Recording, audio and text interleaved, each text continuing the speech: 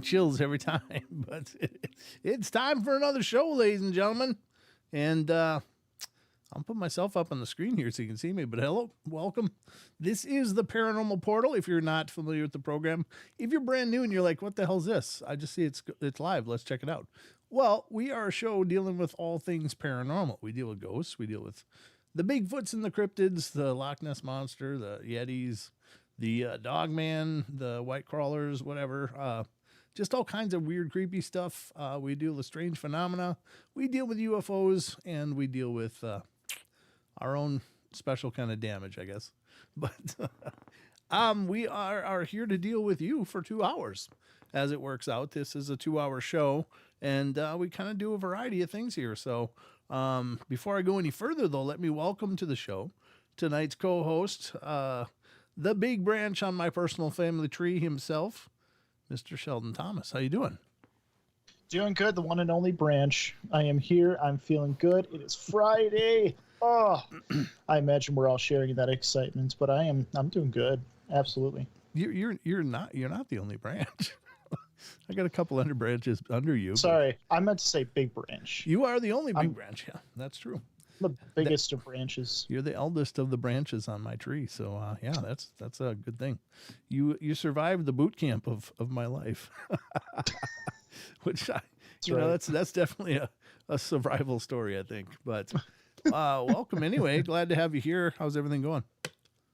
Oh, wonderful. Minnesota's crazy. It's been a really light winter. Not a lot of snow, just a lot of rain. It's been really weird, but it's I'm kind of thankful for it in a way. It's been very much similar out here. It started out really tough, but yeah, it's been real mild. And I'm in of course, the north tip of Idaho, so we get to have the chance of getting 3-4 feet of snow in a heartbeat, but so far it's been really gentle. It's been really good winter. I like this winter. As far as winters go, this is a darn good one. Other than getting sick, but other than that, yeah, I'm really good with this. It's much nicer not to have to push mountains of snow every day for the foreseeable future. It's horrible stuff. Those old crinkly legs. I mean, what? But to prune a branch now that we're talking about it, got to trim that tree a little bit, apparently. Jeez. It's the holiday season for trimming trees, Sheldon. I'm just saying. So I don't know what they mean by that, but it could mean get the hell off my tree. Talk about my crinkly branches. Screw you. All right. Anyway, we got a lot to get to, ladies and gentlemen. I'm doing much better. Just a little health update on me. If you're not familiar with it, I had pneumonia or something last week and really bad, but I'm still really running a deficit of energy, but I'm feeling good tonight. I'm feeling a pretty prominent step better. So I'm feeling encouraged by this because most of my days have just been, sleeping, waking up, and at night not sleeping at all. So, yeah, so this is a good step in the right direction as well. So there's a lot to rejoice in today. So, but we're going to get to the news where we cover, well, sometimes it's paranormal, but oftentimes it's just darn interesting, I hope. Are you ready for some news, Sheldon? Oh, I'm always ready. You got a hankering for some news, Sheldon? Oh, yeah. Well, without further delay, let's get to the news, ladies and gentlemen. It's time for the news. Let's see what I've curated for your benefit tonight.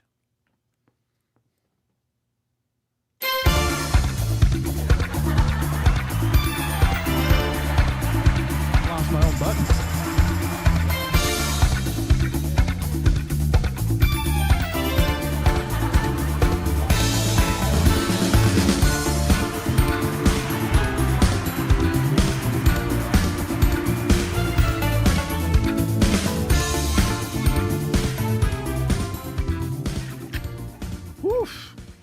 All right, ladies and gentlemen, it's time for a little Paranormal Portal news. And this is, of course, you know what I didn't do? I didn't start the Ghost Radar. We don't know if we're being visited right now, Sheldon. So that was... It could be screaming right now. Well, if they're spectating this life, they probably scream quite a bit. Ah, God! Put some clothes on that. Oh my God. I'm just saying, I can't imagine if you're stuck hanging out in places what you'd have to see. Ugh. There's, Yeah, those crinkly legs, you know. yeah, exactly. Yeah, those crinkly Okay, legs. all right. I'm done. All right, Such a continue. little dick. I can't believe it. Continue. I'm sorry. Yeah, boy, I'm anxious. Throw more stuff out there for you to beat on me with. All right. What am I doing? Oh, I was going to launch the ghost thing. All right, it's the 15th. Okay. Let me launch this and we'll see if maybe we're being visited by the visually challenged. Maybe I don't know. I don't know. What do you call it?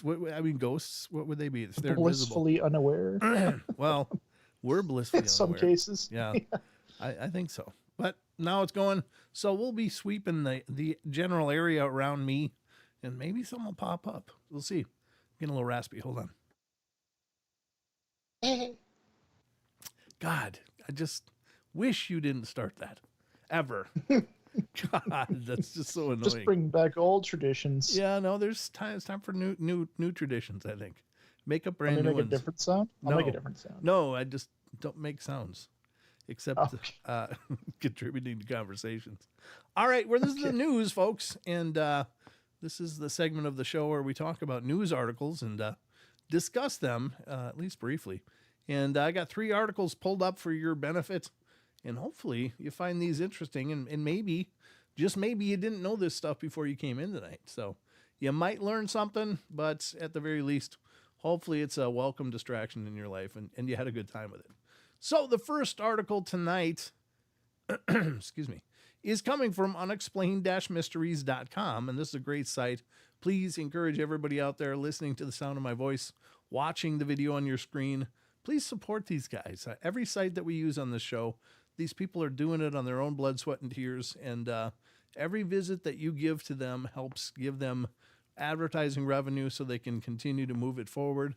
And it really is a situation where the more we self-promote each other, the better, because it helps them out, and vice versa. Their site helps me out, and the least I can do is just try to encourage people, go and support these sites. So, all right, unexplained-mysteries.com brings us the first article, and this is a revisit of a UFO phenomenon it's called the Kecksburg UFO mystery, continues to endure after 58 years later. Wow, it's an old one.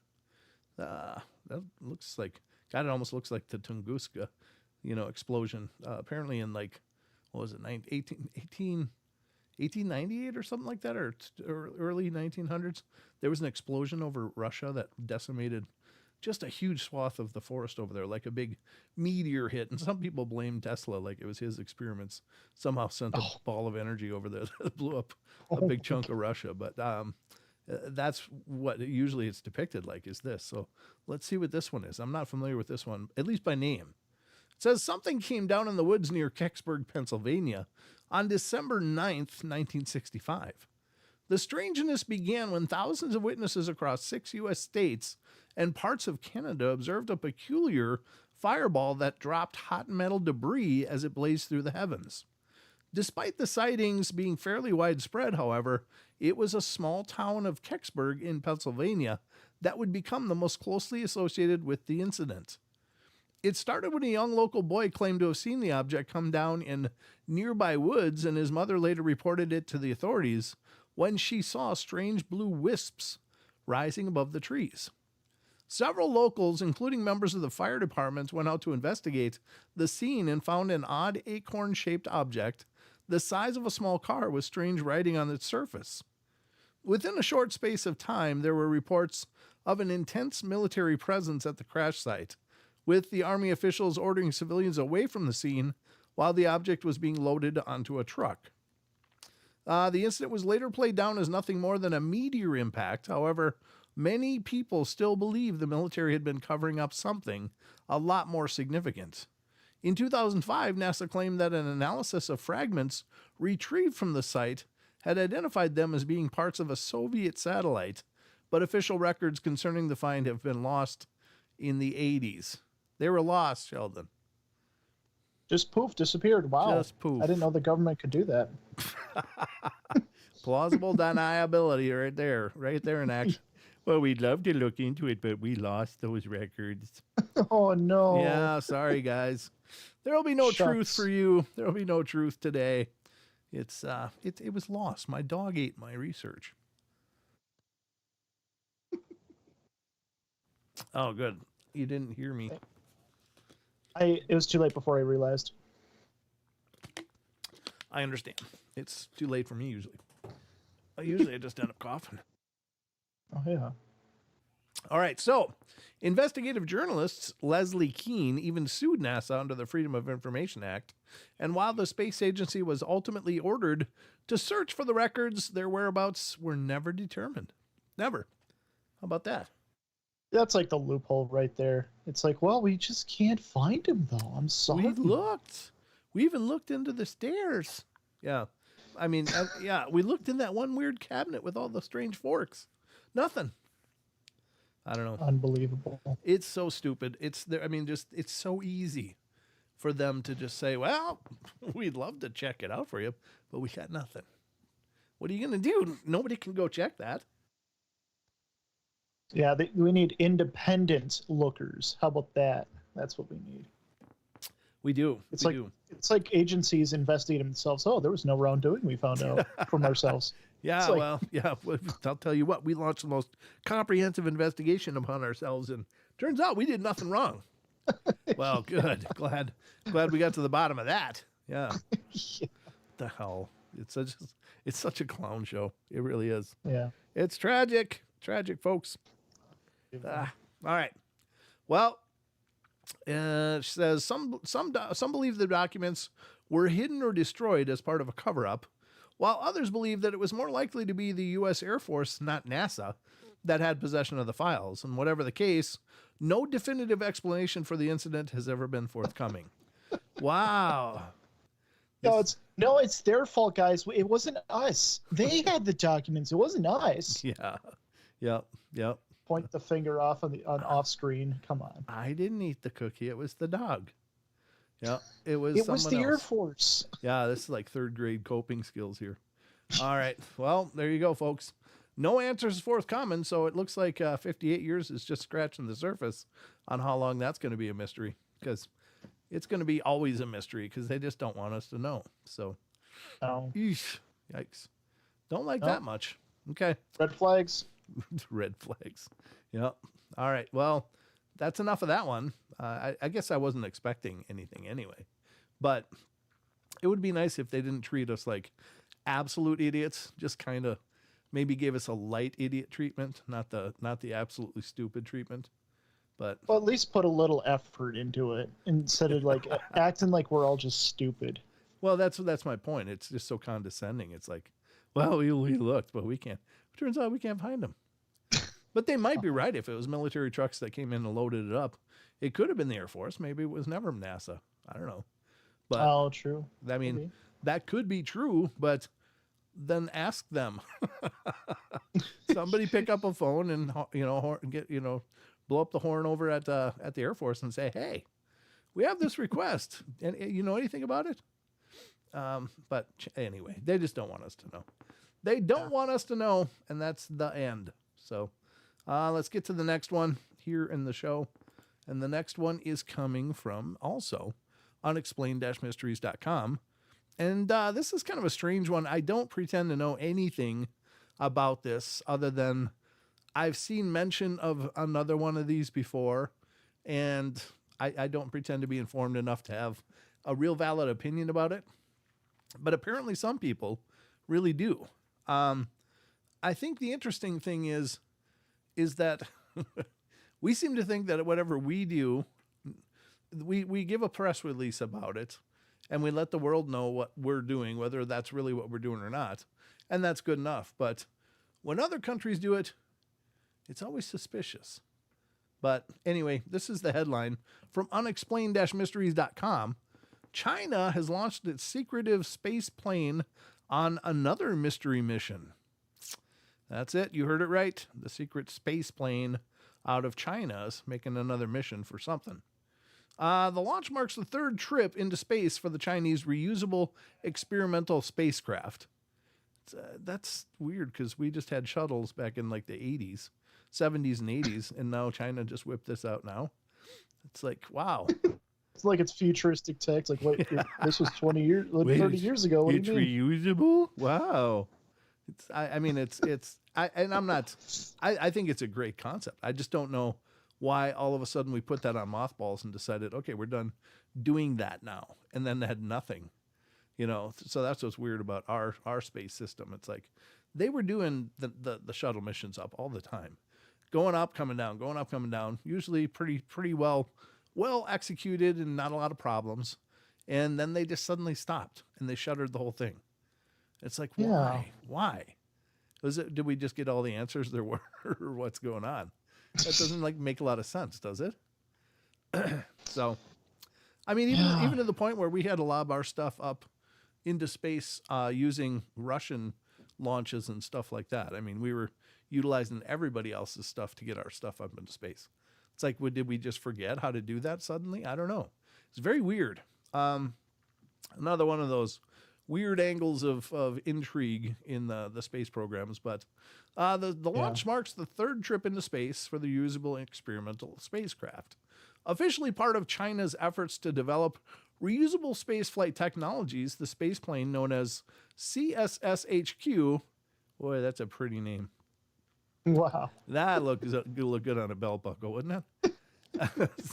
Has long remained something of an enigma. In reality, it's likely to perform a similar role to the X-37B, a secretive space plane originally developed by NASA, before being handed over to the U.S. Department of Defense, which has itself conducted numerous secretive missions into space lasting up to several years at a time.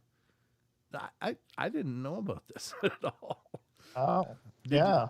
I mean, I don't pretend to be the most informed person, but I had no idea the Department of Defense was doing space missions now. It's like, and why do we have NASA then? What is that all about? Well, we have Space Force now still, right? So it kind of makes sense. But then you're right. Why NASA then? Why NASA at all then? If we have Space Force and I don't know, maybe you're right. Maybe the U.S. Department of Defense is Space Force or vice versa. That's one and the same. But then it's like, why are we funding all this other garbage then? Well, we need new telescopes. I mean, honestly, it could be the scare of aliens. It could be that scare now that that's all like kind of been publicly talked about. Maybe on in the governmental form. So maybe like they're doing things to prepare for possibilities. Yeah, it's hard to say. I don't know. It's very curious though. Because NASA seems more like exploration and science, whereas Space Force is like space defense kind of thing. Sure, but yeah, I don't think NASA's always been on the the proud triumph of science. I think they've been utilized militarily for a long time as well. Anyway, but that's true. As it stands, nobody knows what China's space plane will actually be doing in orbit or how long it'll be there. But experiments and, according to Xinhua News, to provide technical support for this peaceful use of space. Oh, that's really holistic and beautiful, isn't it? Yeah, wow. It's like, yeah, I think that's just a whole lot of nothing. That's a nothing statement. But anyway, last year, China's spaceplane made headlines when the U.S. Space Force's 18th Space Defense Squadron reported that it unexpectedly changed orbit and had deployed an unknown object. Ooh, an unknown object. It's like the porta potty. We better get rid of that one. It's full. Some speculated that it could have been some sort of monitoring satellite or test payload, while others believed that it was likely to be a service module. What's interesting this time around is that the space plane's third launch has coincided with the unexpected cancellation of the launch of the X-37B.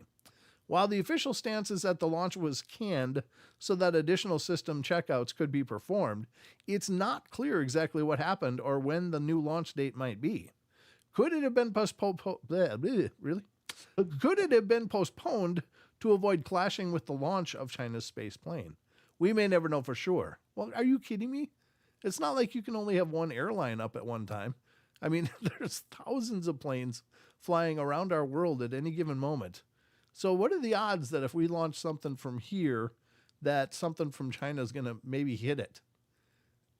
Unless they're trying, If they're trying to hit it, then maybe. But what?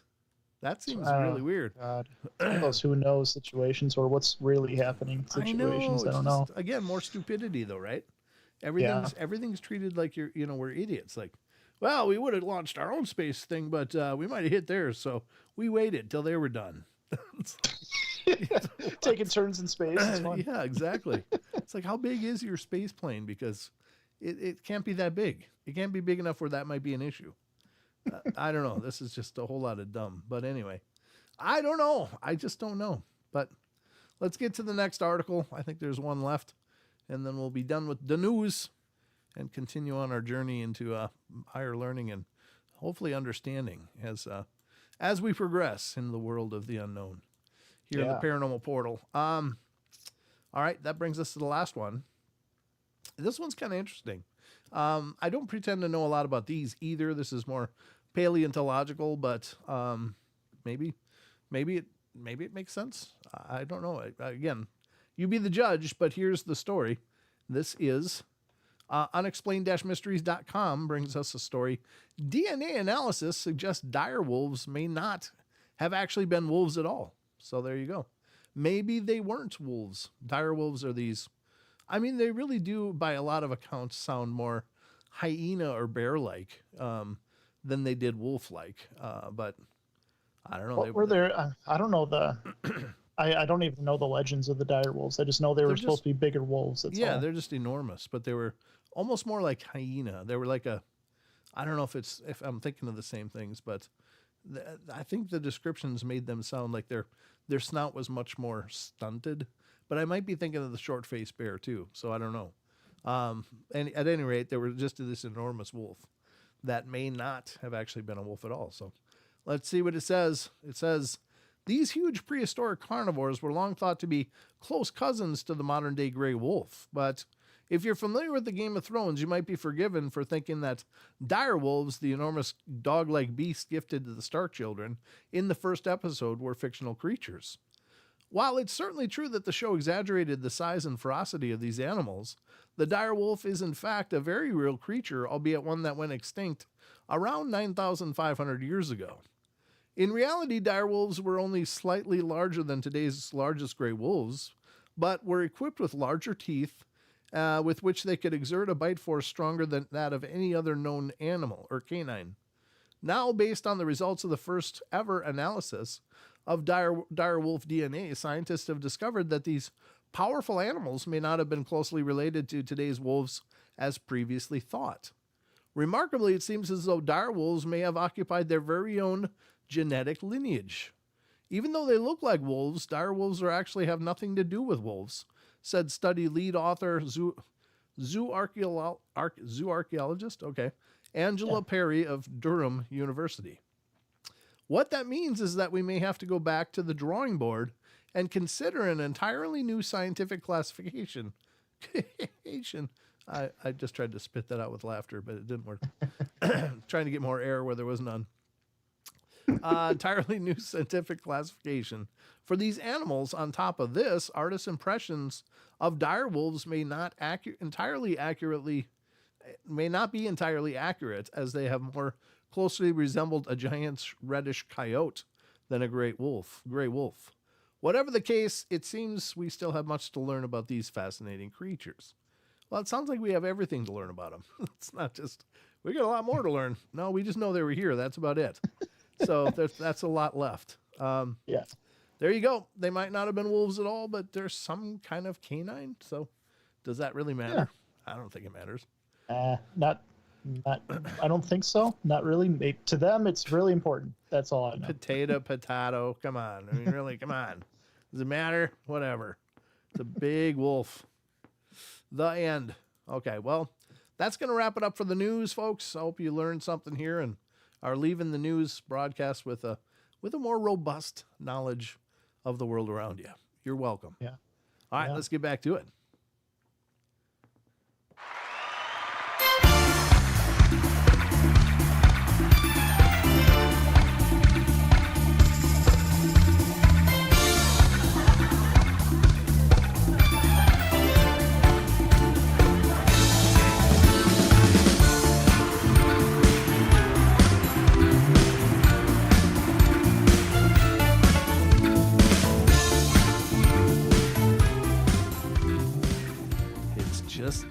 time of the year. Right, Sheldon? It sure is. That festive season, Festive that season. Christmas spirit in the air. Mucusy fun. Mmm. Of my mucus worm. So am I, Deb. Deb said crows are drawn to shiny objects. so am I. So am I. Shiny. True. Just actually. kidding. Just kidding. But yeah, that was the news. Hopefully, yeah, you guys walk away with a little something. I don't have high expectations that I'm recreating the world around us, so to speak, but I don't know. I find it interesting. Maybe it's worth It's just discussing. another perspective, you know? Mm-hmm. It's not all that relevant to a lot of cases of what we discuss here on the show, but it's knowledge, and I think every bit of knowledge is geometrically improving our odds of getting more knowledge, if you will. I don't know. I think I gotta get one of the vitamin C things, crunch it up a little. There we go. I got a broken one. Perfect. It's exactly what I was looking for. Yeah. Keep Got to it wet. kick that sickness's No, butt. I just got to keep it wet. It's like I've got this desert mouth. Like there's no spit at all in my mouth. Like hairball. Anyway. All right.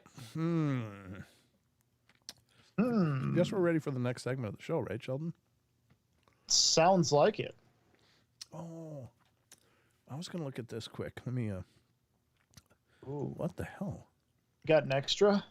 What? I don't know. You said let's check this out. What do we got here?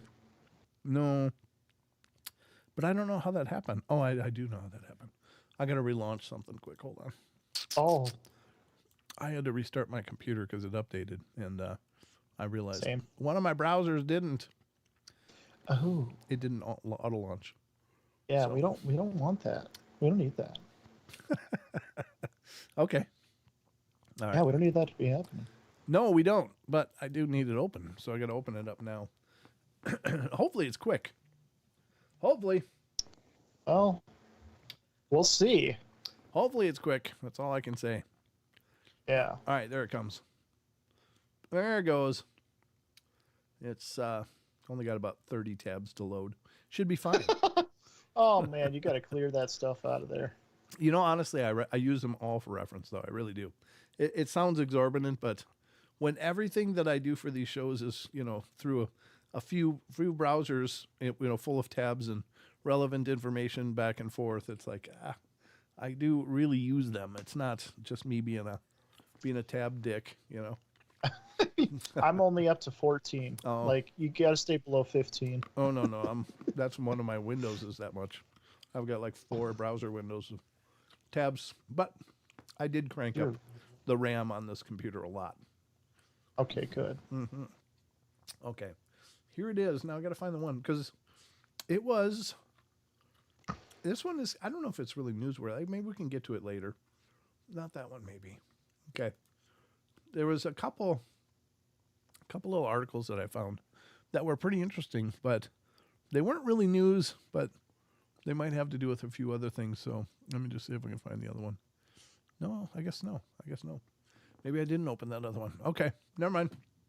Oh, Well, the first thing we're going to do is we're going to tie up the end of an article that we've been covering on the show for several weeks now, partially because I was sick. So that just left a lot of space that I didn't fill with anything, but I got a lot of things sitting in different amounts of used. So, I was going to do that too, but I can do that tomorrow.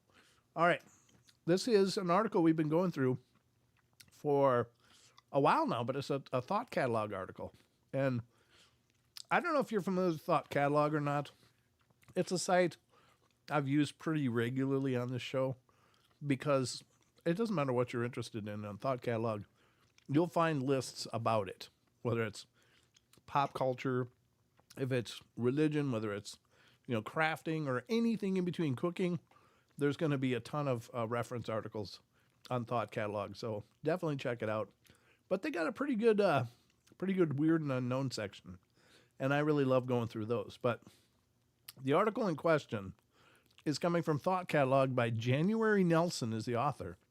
And it's from 2018, and it's true stories from people who have lived in a haunted house.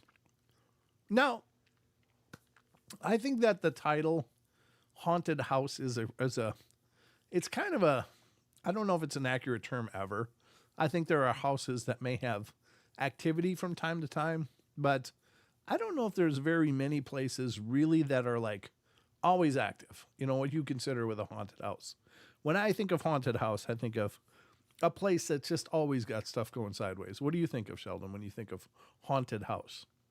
I think of haunted hotels, like Haunted ones that hotels? have a long history or built upon a burial ground of some kind. Those kind of places that, like you said, always have something going on. Sure. But not like I mean, even the things that have happened in this house, I wouldn't consider this house a haunted house. I wouldn't. No, no. Just it's not consistent. It's just not consistent enough. Right. But now you've lived in a few locations with me through the Yep. years, and there's been sporadic activities throughout different times of the year. But even in those, I wouldn't say that they were necessarily haunted houses in that they were always busy. There was just Yeah. times, there were times they were busy. I don't And think any houses I've lived in I would consider haunted house. Yeah. yeah, I mean, of course, the claims are out there that, Yeah. and I've investigated haunted locations, but generally speaking, those are like supercharged kind of locations, like St. Ignatius is one that we just got back from not too long ago, Don and I and Charles. And even though when we were there, we had nothing really phenomenal take off at all. It was very, very benign for the most part. It was a very quiet, but interesting investigation, just because you're walking in all that history. But this is a location that had decades and decades and decades of pain and anguish and stuff, and then it was abandoned. So, Oh, I yeah, mean, like old prisons and right, old exactly. psychiatric wards. Oh, Yes, that kind of thing. Prisons, psychiatric wards, etc. Those are I think are haunted locations in the real term. Like, you can expect anytime, anywhere that things could just bust loose and just go crazy. Not necessarily the same for houses, unless whoever's infesting your house really hates you and really doesn't like you living there. Then maybe it would be more, but for the most part, I think it's and that's actually a good point too, because like you could have an entity or even a lot of spirit. What would you call them? The spiritual memories that come and go, yeah, like kind of like a slip in time or a loop in time kind of thing. sure, Um, the residual stuff. but yeah, the residuals, yes. Yeah.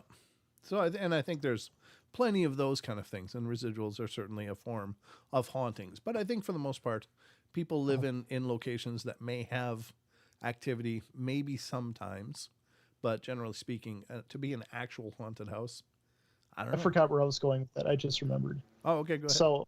So it also depends on like whether an entity likes you being there, because Sure. a very calm house could very easily become a very haunted house when you think about it, just maybe temporarily, but still. Oh, sure. Yeah, Yeah. absolutely. Absolutely. I mean, and here's the thing. I think everyone has experienced the situation where you may go there and go to a location and meet 20 people, but there's one person there and you don't know why. There's nothing that really stands out, but you don't like that person. And Yes.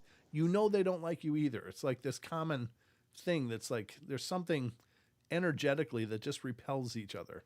And so I think that's one of those situations that can occur in hauntings for the same reasons, and we don't really understand, but they may hate you. Maybe you remind them of someone in their life that they hated, or it's just one of those things. They just don't like your energy, you don't like theirs, and it's going to be constantly, button heads, and that kind of stuff could happen. But it's very specific to an individual, not necessarily just the activity of a location. Oh, actually, Maggie had a really good question as well. I almost that? forgot to read it. What's that?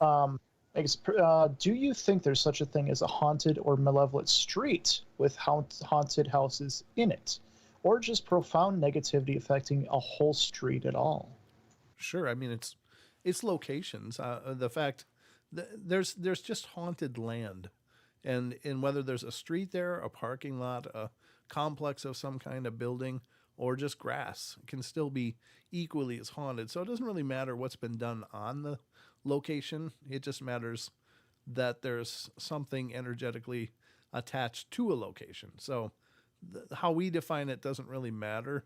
And it may be because there's a street there that pisses off. Like, I think some hauntings can be the result of nature spirits that are generally maybe caretakers of an area, and they just become absolutely incensed that this sacred place to them has become nothing more than a street with, parking lots on it. That could just irritate and piss them off.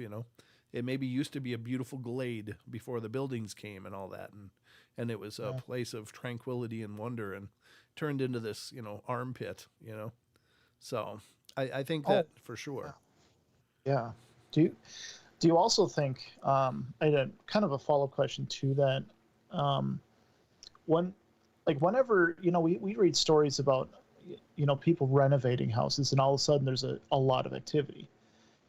Do you think it's the case that it is kind of like a spiritual guardian of that house, that, a fragment of the past, maybe even? Or do you think renovating releases those maybe residual energies within the walls, so to speak?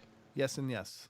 Okay. I think in Slavic countries there's a phenomenon known as the domovoi, and that is the idea that each house has a protective guardian spirit that guards and looks over the family and keeps the home safe and whatever, and it acts as a sentinel, of course. And so if this domovoi exists past a family's possession of a home, it may still linger there and see these other people coming in and changing things, and that might be like, no, this is not the house, this is our house. This is what it's supposed to be. This is what it's always been. And so it could cause an aggressive reaction. Additionally, like you say, I think that we do leave psychic imprints behind when we're in a place. Everybody does. And it's one of the reasons that I think it's important from time to time to go through and just kind of cleanse your environment.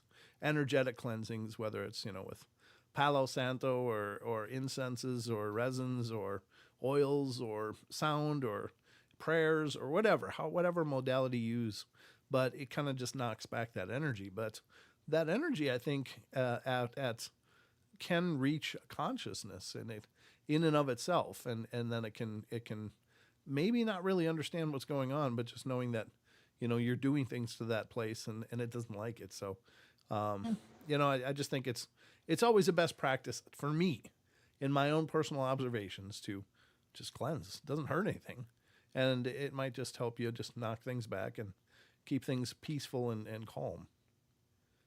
So just my 2 cents. But yeah, great questions, guys. Yeah. Who's got a lot of knowledge on these things? Who's use? Yep. So very interesting stuff. Yeah. Thank you for the questions, guys, and thanks for your thoughts on it. All right. So what's funny? Jesse Wilkins says, "What a couple of handsome dudes." Jesse, brother, how you doing? I just got a message from Rob, by the way, and I'm gonna follow up on that. It has to do with the tombstone thing. But yeah, good to see you, brother. Thanks for stopping in. Jesse Wilkins, of course, is one of the 3-man team of Hometown Ghost Stories. And what a wonderful guy. He's also an incredibly talented musician. He's worked with me on a song and hopefully more going forward. But yeah, I hope you guys are doing great, brother. I tried to make it in on Tuesday, but I just was still sick last week before that as well. But hope you guys are doing great, and thanks for stopping in. Always a pleasure to welcome one of my broadcasting brothers into the show.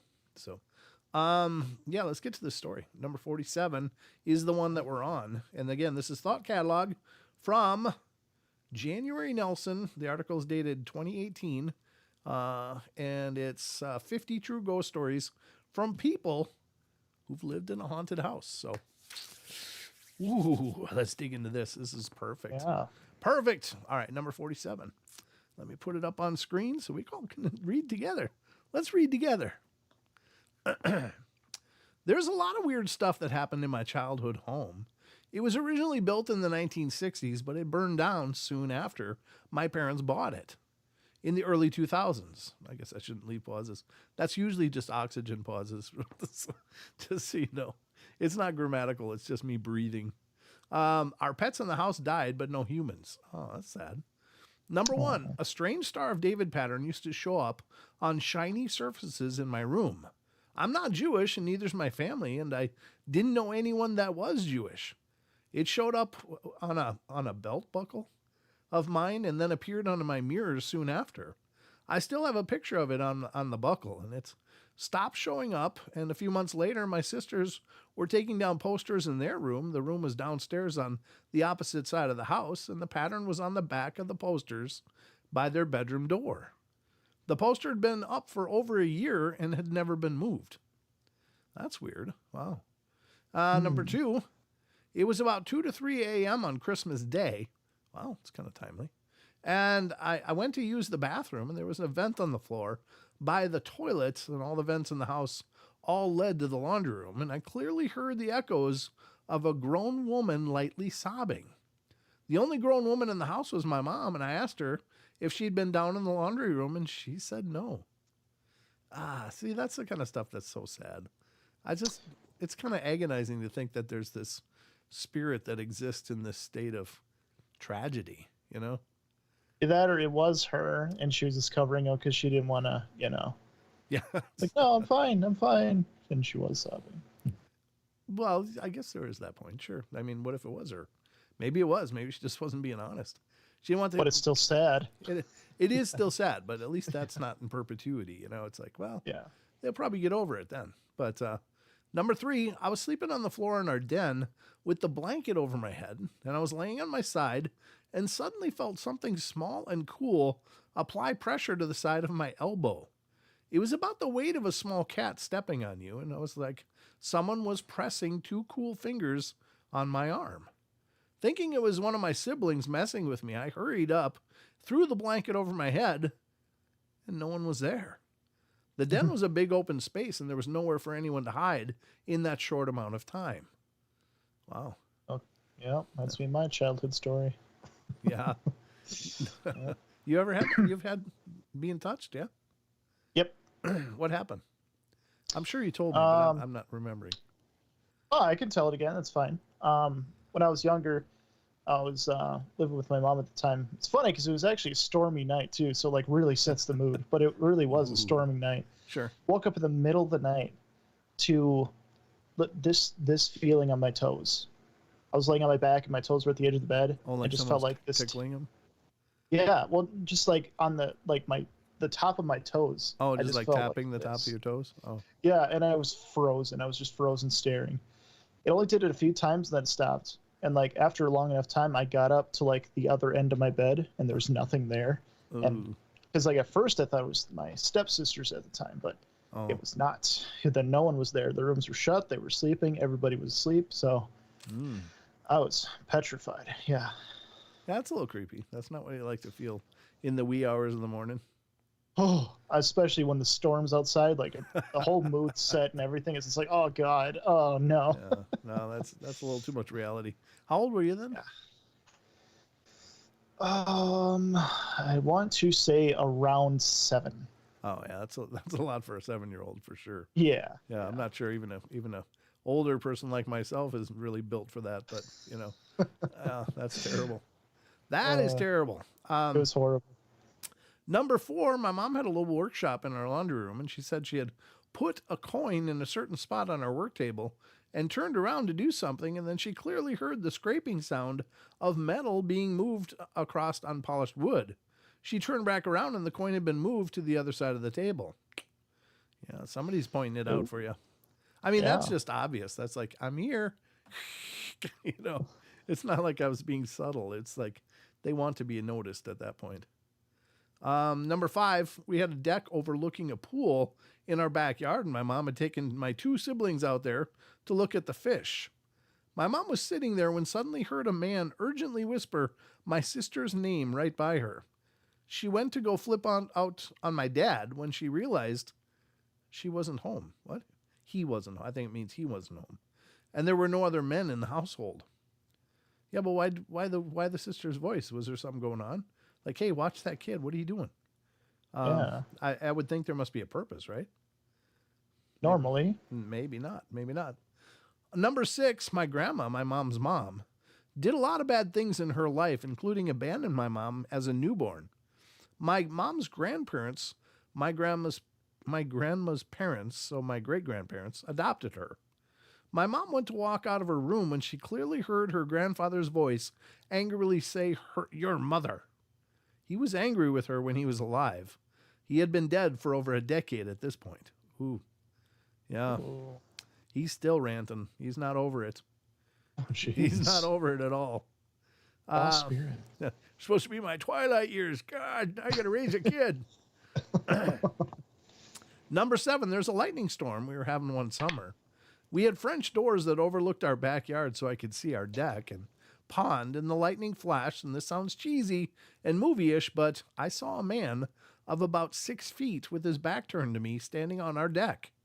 I freaked out and got my parents, and they looked, and no one was there. Number 8, this is plenty of pieces on this one. My sister's boyfriend was over one time, and he was in our family room, which was right next to the laundry room. My mom had shut the door with the light still on in there and he said he saw a shadow pacing back and forth across the door. Another time, him and my sister saw a gray mass standing at the end of the stairs that led to the family room, and as soon as they saw it, it shot up the stairs and disappeared. It's really weird. That's really weird. Again, I don't pretend to know what the afterlife is like, but I pray to God I'm not stuck in somebody's basement, just pacing back and forth. I mean, could you imagine what would be a fresher hell than that? It's like, yeah, this sucks. How much longer we got of this? Forever. Oh, Like, oh no. God. Yeah. I don't know what you have to do in life to piss whatever off, but be good. Just be good. Just seems like some spirits just go manic. Yeah, I mean, exactly. And I've often thought that it's like, okay, so a lot of times people say, look, spirits, the only difference between you and a formerly living person is that you have a body. They don't. Yeah. Everything else is the same. Well, how long would it take a person being stuck in a room to just absolutely lose their stuff and just become a babbling, drooling idiot? You know, I mean, really, it would degrade your psychology. So, is it safe to assume that if there's a spirit that's stuck in a closet or in a pantry or wherever for I don't know 25, 30 years, that you can expect that that's going to be a mental broken spiritual wad of hell right there?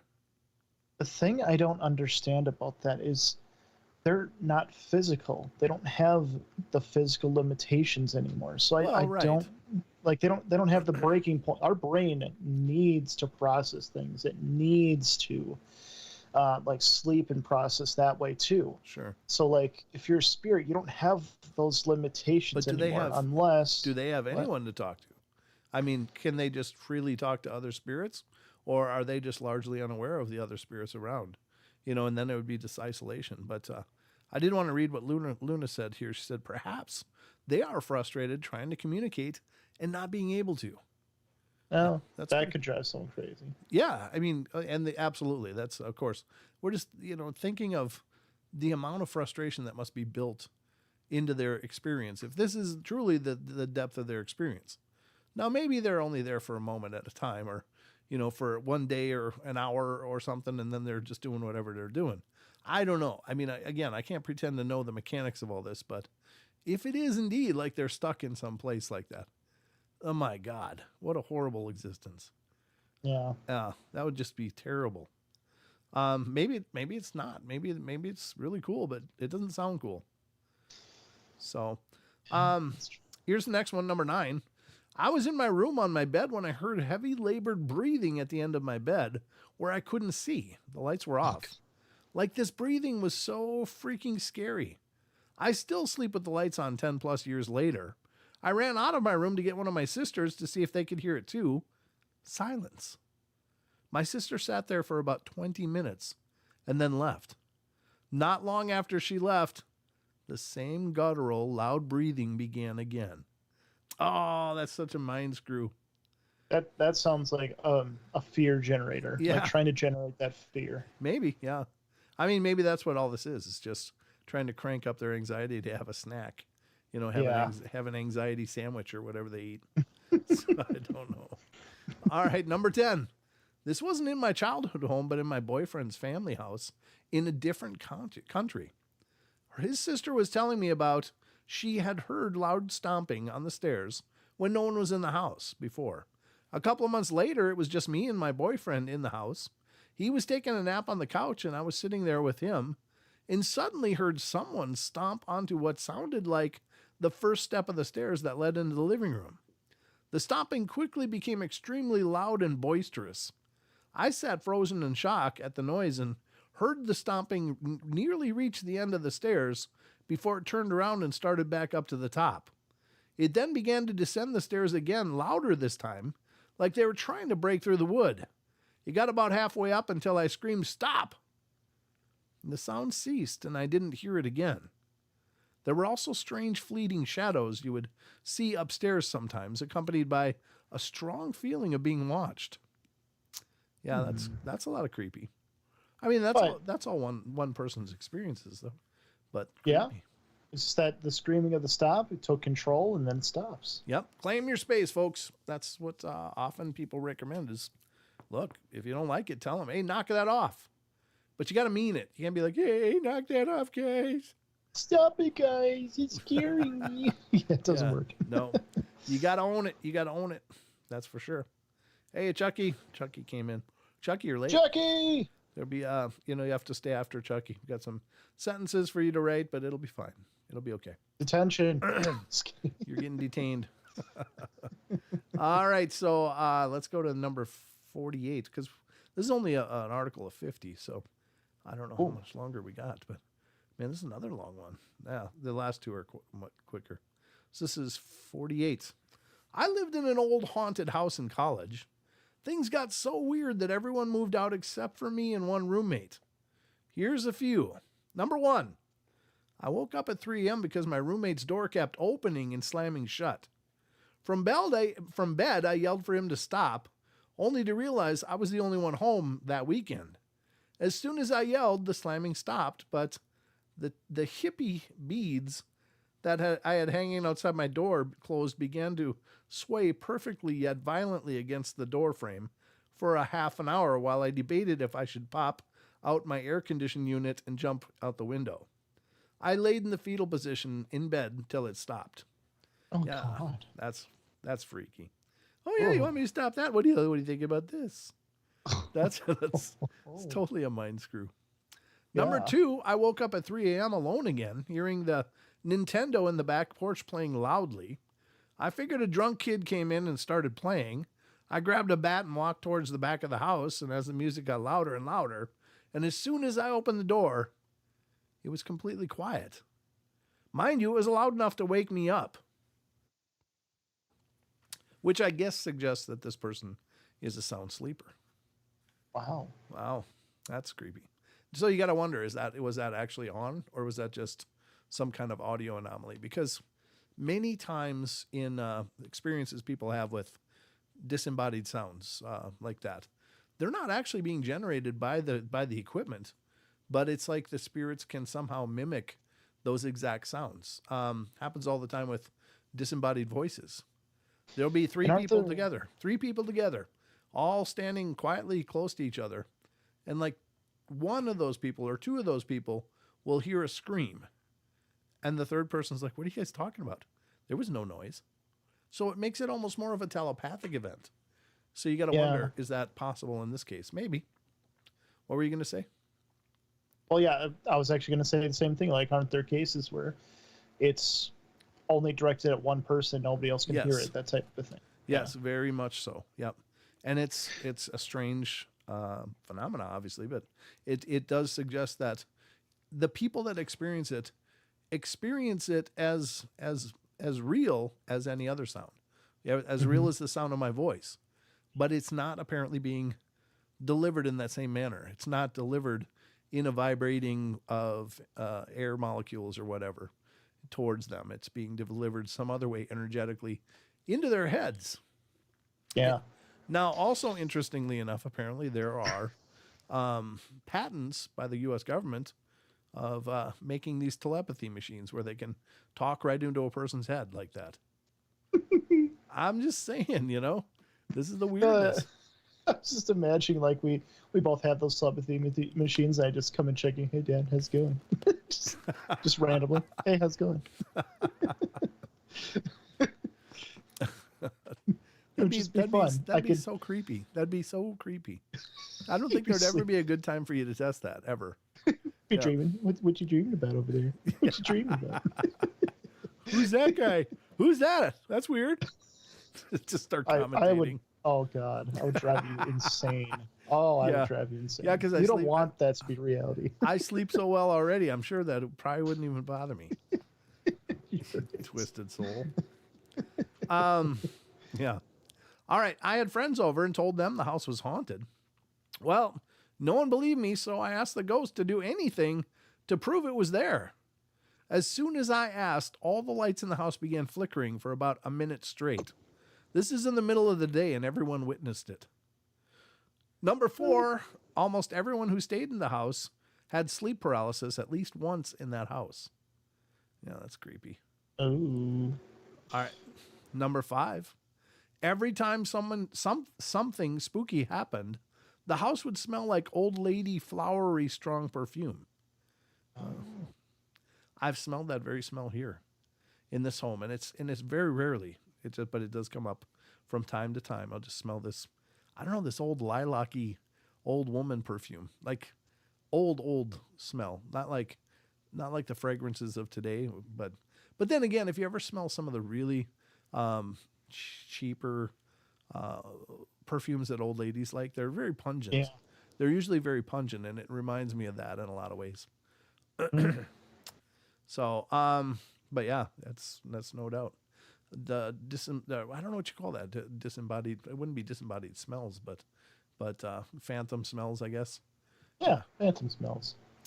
It says this house had a door built into the flooring that led to the basement, and we always had a rug covering it, so nobody knew it was even there. And things would constantly go missing in the house and turning up in the basement. The house had a coal chute from when it was heated by coal back in the day. Missing stuff would always be placed on the chute for us to come and get. That's crazy. It's like the disappearing act. Right. That happens. Even it happened to us like years ago. Yep. Yeah. We've had things show up and things disappear. Yep. Yep. Ports and deports. I think there's another name than deport I just ran across recently, but I can't remember it. It was the first time I'd ever seen it, but yeah. Very crazy. Apport. APPORTs. Stool. Stool? Nope, never lost a stool.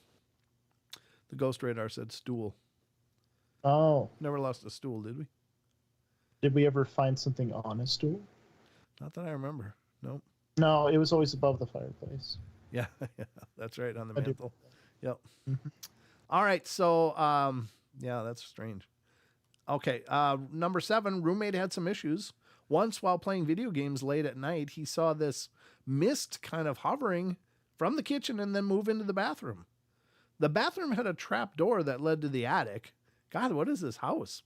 And that's where we figured the old lady ghost used to like to hang out. Wow.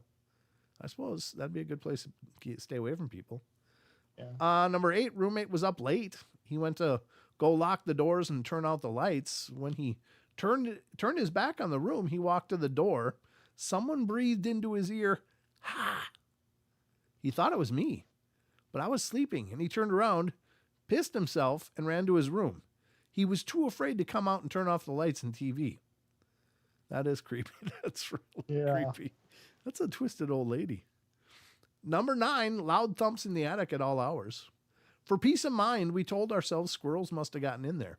I've experienced that. And in fact, this is an old Victorian home that I used to have. It was built in 1894. And I had 2 apartments upstairs in this house. And it was a wonderful house. I loved it, but it was just, it was older and needed a lot of TLC and a lot of love and care. So I did, the only thing I could do was just like, I can't afford to keep this. But I did sell it, but I'd have this lady upstairs. And in about every couple of weeks, she'd be like, that attic is absolutely infested with something. I'm like, really? She's like, yeah. It's like something, there's this like bunches of things running around up there.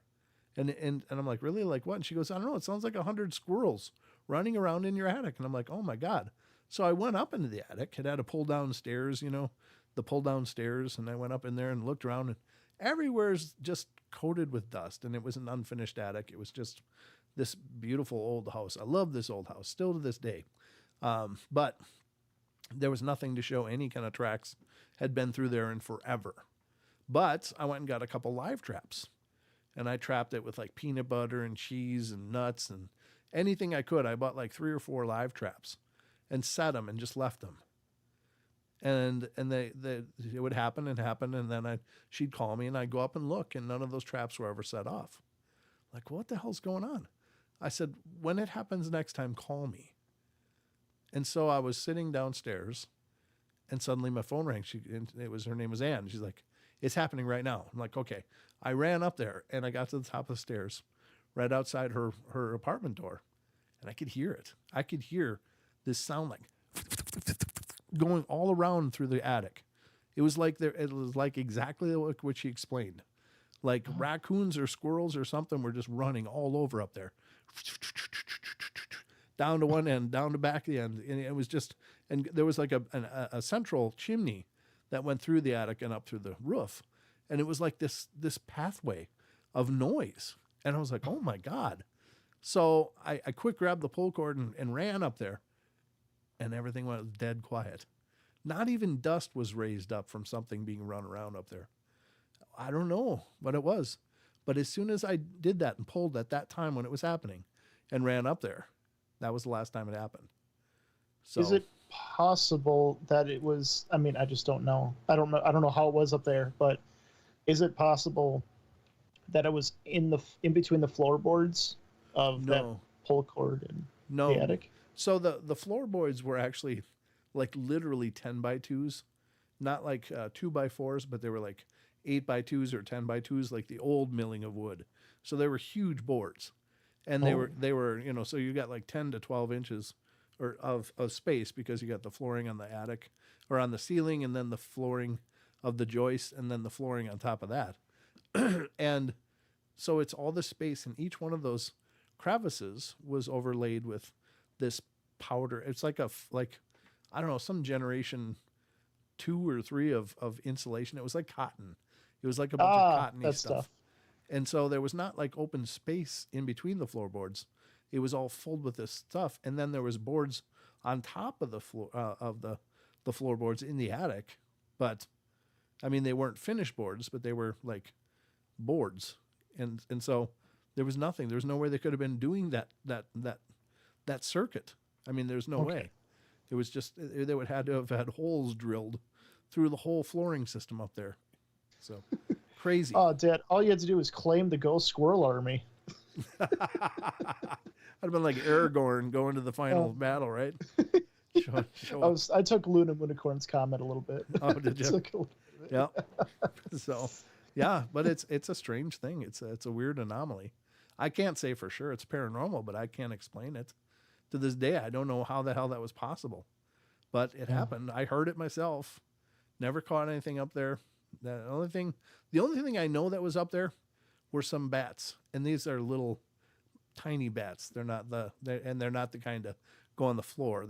They would fly out through little cracks and crevices or whatever. And I never cared about bats that much because they eat a lot of mosquitoes. So yeah, I'm all for them. But yeah, true story. It happened. Crazy. Yes. Squirrels are like the real world Hulk. Small size, big attitude. Yep. I like squirrels. It's because they got big nuts, Ron. Thank you. No. Sorry. It's a low-hanging fruit, Ron. You knew that. You set it up. I had to hit it. Sorry. All right. Here's number 10. Voices would wake us up in the middle of the night. I spent many mornings on the front porch waiting for the sun to come up before I went back into the house. Yeah, you're not really running the house at that point. The house is running you. Number 11, coincidentally, I had a friend years later that rented from the same landlord, same town, different house, where he and all of his roommates moved out of that house because it was also haunted. I don't think it was too weird until he was telling me that when all of the weird stuff happened, it was accompanied by old lady flowery stanky perfume. And also a lot of people had sleep paralysis in that house as well. Huh. Well, Jeez, so who knows? aggressive. Maybe the landlord had a bunch of haunted junk that he was putting in these houses. You know? Maybe. Yeah. That joke was nuts. Items. The unknown says Oh. that joke was nuts. Thank you. Oh, I read it. I Yep. read it. Gotta love it. Gotta love it. Very cool. Number 49. Then we'll get through 50 and then we'll keep moving through the cryptid corner because we got that coming up yet too. Says closest I've got to a haunted house is a haunted room. I used to sleep on the second floor, the bottom one being the first. And my sister in the attic. We used to have sleep paralysis often. And then she moved out, and now I have her old room. She no longer has sleep paralysis, but I do. Oof. Yep, that's location, definitely. Now, I don't know. That's kind of interesting, though. So, oftentimes, we attribute sleep paralysis to being something holding us down. But what if it has to do with there being perhaps a portal or some kind of energetic vertex in an area that when you sleep there, you can maybe have trouble reintegrating with your body and you're coming back and it feels like you're being held out of your body. So just exposure to a weird energetic field like that. So it's not necessarily something malicious, but what if it was something more like a portal and you just happen to have your bed right in the middle of it. And when you sleep there, you'll oftentimes maybe experience that. I don't know. That just occurred to me because I have no doubt that there's things that maybe subsist on holding people down, maybe sucking some of their energy or whatever. And that makes sense to me. But what if it's not all the same thing? What if some of it's just exposure to weird energetic fields? Well, that could be too. Yeah. I mean, and I'm not saying EMF necessarily, but maybe something else, but maybe EMF too. I mean, God only knows how that affects us. We have definitely, there's clear evidence to suggest that EM fields for sure, cause problems for people. And including disease. If you're in a situation where you're living under high voltage lines and stuff like that, there's ample evidence to suggest that you should probably move because that's not a good place to live, just for your long-term health. So, yeah. I think for sleep paralysis, it probably depends on the vibe too, would probably give you the best answer. Like if it was a situation where, you saw this black hovering cloud above you, those kind of stories and that kind of thing. Yeah. But if you just wake up and you're frozen, but nothing else is happening, you'll probably be scared just because you're frozen. But other than that, maybe that could be the case for those situations. Yeah. Yeah, exactly. Maggie says, when I was out of body, I felt like something was in my body, so I couldn't get back in. Just how I perceived it whilst I was out of body and then paralyzed for a minute. And then she said, before I regained full control. Yeah, there certainly is. I don't doubt that some of this is perpetuated by an entity, or entities of a certain type. But I think that in a case like the story we just read, the one person in the downstairs didn't have it, but until their older sister who had sleep paralysis moved out, this one downstairs moved into the upstairs room and suddenly starts having it. Well, what changed? A person changed, and that's it. So is there just a being that's there that is doing this, or is it potentially a focal point, an energetic focal point that would some people may claim is a portal or a vertex of some type? Could that also have ramifications and induce the experience of sleep paralysis? And sleep paralysis is a medical term, and I'm not meaning it to be used medically here at all. I'm just using it because it's a term everyone understands. I don't necessarily believe that these are all medically induced phenomena. I don't think that at all. But yeah. So, oh, that's interesting. Oh, SoCal. I'm just reading what SoCal. Good thought for sure. Portals and vertexes. So maybe Luna says maybe when we sleep on a bed lined up on them, we are aligned with an energy highway, and we have no experience navigating it or protecting ourselves. Yeah, that's interesting. The other thing would be interesting. It'd be change the bed position. Just change the bed position in that space. Get it as far away from that space as you can, or even changing the magnetic alignment. So maybe you're facing your head towards north. Maybe it's some weird angle, and that could be causing problems energetically. I don't know. Using the whole feng shui thing. Oh, that's true. Yeah. Yeah, you'd have to be more spiritually inclined probably for those kind of experiences. Yeah, And maybe. without that kind of thing, Sure. Could be. even Maggie's story too. Like she continues saying, I was trying to wake my husband up, and my hands were going through his shoulder for him to help me get back Ooh. in. That's so creepy. Wow. Yeah, I that'd be can't, freaky. I can't imagine. Yeah. Oh, like at war with something else inside you that's literally trying to steal control of your body. Like, oh It's my god. horrible. It's horrible. That's an experience I had many times for a couple of years. I had many, many, many times experiencing sleep paralysis for a couple of years, and it's horrible because you are wrestling with everything that you are. And the only thing I can say is the only reason that I still don't deal with it, I think, is because I learned how to break it for me personally. And all that was I had to anchor on something, like just something. And what I found that is if I could get just a fingertip to move, I would focus all my energy onto that fingertip and keep it moving and try to move a little more and a little more until I could get the finger moving. And then once I got that moving, then I could try to get more fingers moving and just systematically work it so that I could get my body under my control again. But it was horrible, horrible. It's like you are wrestling with every ounce of your being. And I mean it's in these times sleeping next to my wife or girlfriends at the time and trying to get their attention, and you can't make a noise. It's the worst feeling ever. So you're just trying to go, "Hi, help me. Wake me up." And then you have dreams that you're awake, but you're not really awake. Oh, those ones. Yeah. They suck. Yep. Yep. I've Because had those it's like they fool you or something, so that you think that you're awake and you're like, oh yeah, there you go, I got out of that, and then you realize, damn it, I'm still stuck. I'm still trapped. It's horrible. It's horrible. I have It I have is. a lot of experience with that, but after I learned how to get out of it, it's changed everything. It was like, well, they if it was intelligently being done, they gave up because I guess. Yeah.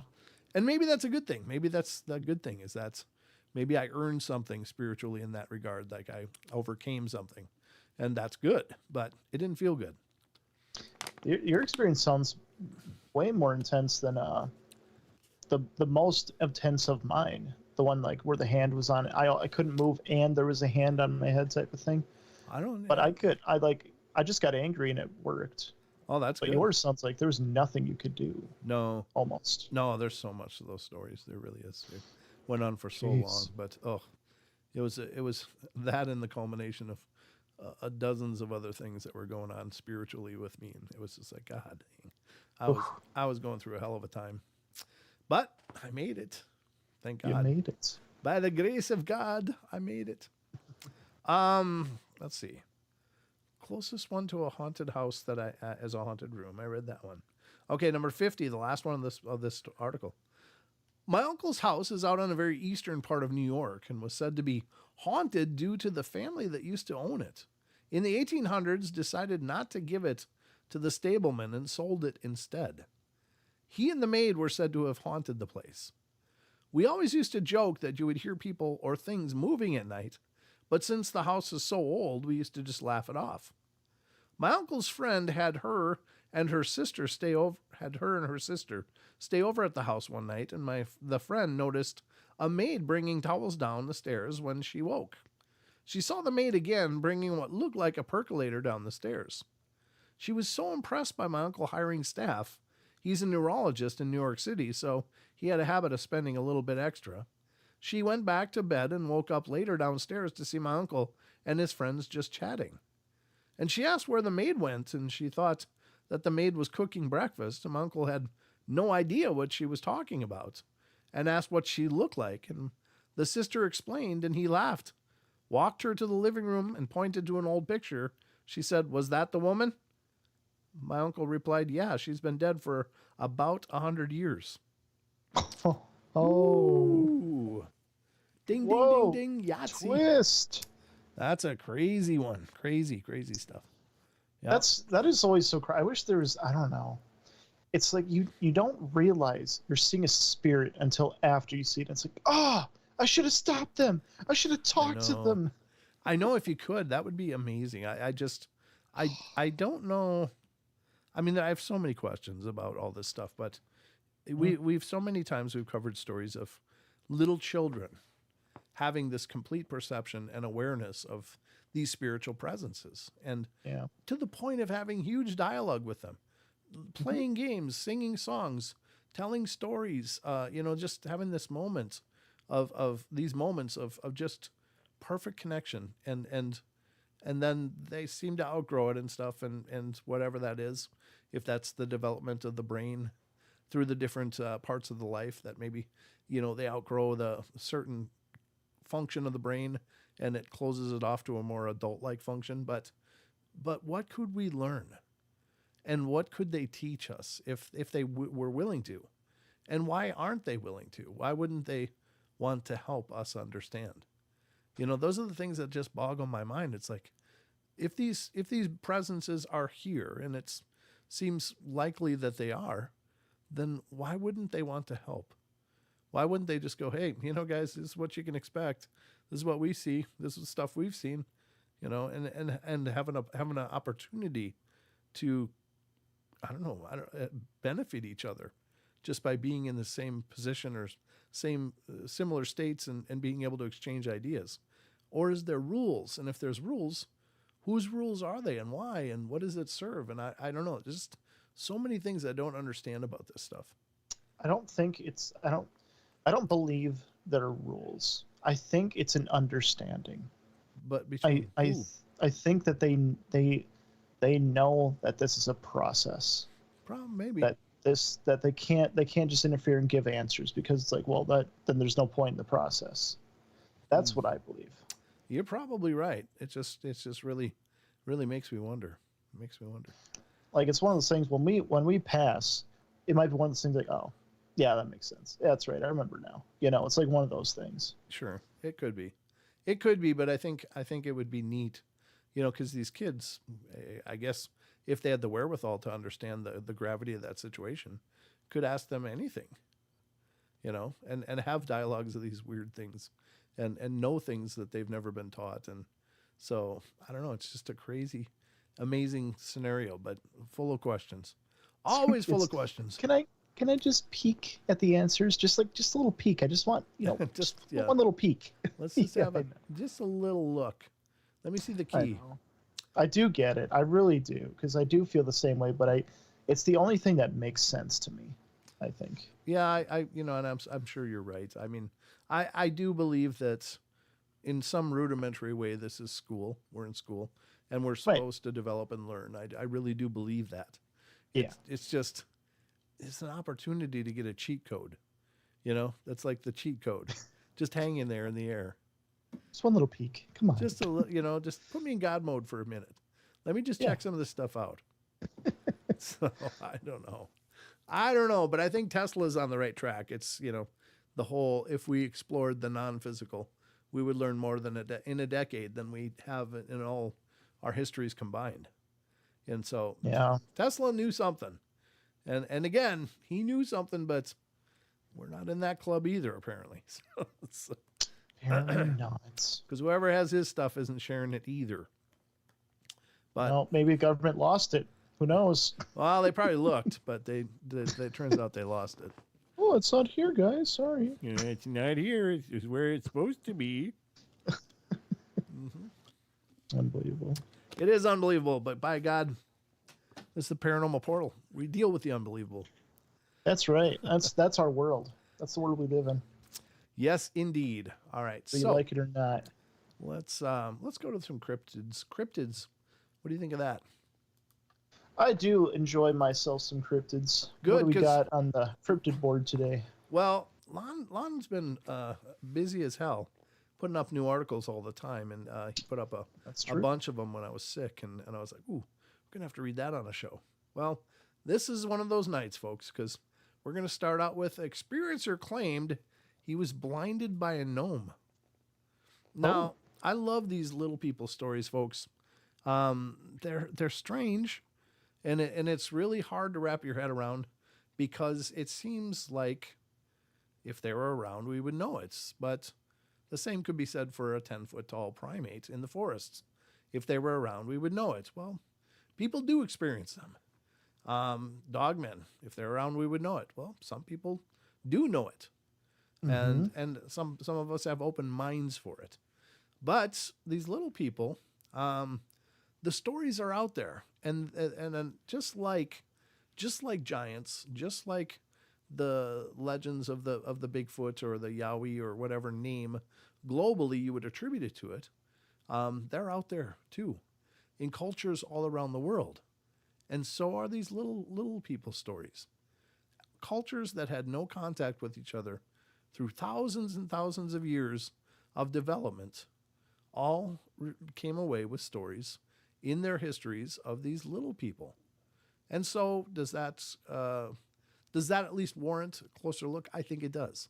Now the interesting part is that the stories continue to come in, although it seems more likely nowadays to be hoaxy, just because it's easy to hoax. There's Yeah, lots. writing projects, writing Yeah, exercises. but I know Lon does vet these things as well as he can. So I do Yeah. I do like that about reading stories over on phantomsandmonsters.com, because I know Lon looks into them, and he doesn't just post whatever trash somebody might put in his bin. He does look into it. He interviews people. He does some fact checking before they get live on his site. So I love covering his stories because I know he's doing that.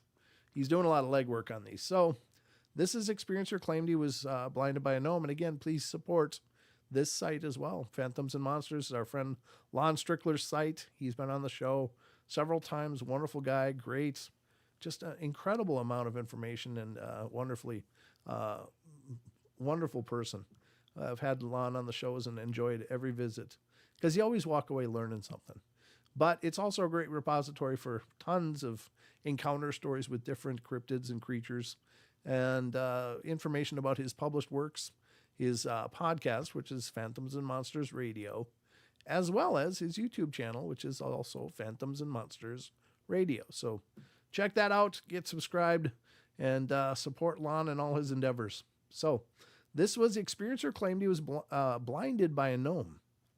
All right, back in June 2019, I received an email that included an article and photo attachments. The experiencers stated they had a gnome encounter that left them blinded. Oh, wow, still. Are they still blinded? Whoa. That sucks. Hello, Lon. I'm attaching a 7-page article with images of an encounter I had with a gnome here on my property in Carlsbad, California on July 16th, 2017. The encounter left me blind on my remaining good left eye. One of the items of proof that I can provide, if requested, is an evaluation done of my eyes by redacted names of optometrists here in Carlsbad, California. The evaluation was done on July 20th, 2017, 4 days after my encounter with the gnome. Lon, I'm guessing that by now you've probably determined within seconds or minutes whether someone's story sounds true or not, and I can assure you that what I describe in this article is true. Let me know if you need more info. Warm regards, AG. I respect that a lot. Yeah, exactly. What a tragedy, though. God, he's blinded by this thing. Mm. I contacted AG and received the following statement. The story you're about to read is absolutely true, but I need to preface it with the following 3 points. 1, I was already visually impaired in both eyes from myopia, and macular degeneration. My good remaining left eye prior to the event I'm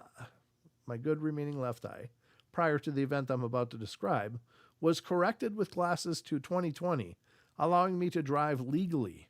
After the event, I estimate that my vision deteriorated between 2100 to 20 to 150, although it has improved substantially since then. 2, I never actually saw the creature that blinded me, but for the reasons elucidated, I have inferred that it was within the category of a gnome. 3, as of December 11th, 2018, I've determined that the gnome is still active in our yard here in Carlsbad, California. In late May, early June 2017, I was doing my regular walk around the perimeter of our house looking for ants. In closely checking the ground outside the crawl-in space on the garage side of the house, I encountered a mysterious, perfectly round hole, approximately 1 3/4 inches in diameter, with no nicks around its edges. See Figure 1. But what most struck me was the absence of any buildup of dirt around the hole. I was familiar with holes made by gophers and squirrels, and they always had a mound of dirt around them, at least, unless it was an old hole. And there's a picture of the hole. Okay. Yeah, that looks like somebody put a pipe in there and just took out a chunk of dirt. And it was not until several months later, while walking in a field full of gopher holes, that I realized how unusual it was to find perfectly circular holes, with only the semblance of a perfectly circular hole being a hole that was full of nicks around its edges. I then forgot about the hole until mid-July, when, checking the same area again, I realized that there was an ant's nest under the black polyethylene sheet that was covered by gravel. This was immediately adjacent to the mysterious hole. On Sunday of July 16th, 2017, after removing the gravel, I pulled back the sheet to expose the ants' nests, and this time upon re-examining the hole, I was struck with yet another anomaly. The hole was bi-tunneled, with both tunnels running diametrically opposite each other at a 180-degree angle. See Figure 2. Oh, so it's going both ways, huh? Down and then left or right. Okay. I then began pulling at roots that had grown underneath the sheeting, with one of the roots reaching all the way over to the right side tunnel and effectively collapsing part of it. I then dumped the first 2 large pots of boiling water over the ants' nesting area, partially flooding the mysterious hole. Then, as I piled the roots into a bucket, something unexpected happened. A bee appeared. At first, I thought the bee had been attracted by the scent of the roots, since it hovered above them. The unexpected behavior of the bee then turned into astonishment when it followed me to a green dumpster cart on the other side of the yard. I thought the bee's behavior was highly unusual and somewhat alarming. This was only a prologue to what was about to happen. After dumping the roots into the green cart, the bee then switched its attention to me. It would repeatedly, incessantly sweep vertically in front of me from head to toe. It was obvious the bee was attempting to communicate something. This is the second communication I've received from a bee. I remember standing outside a sliding screen door and telling my father, "Look at this bee."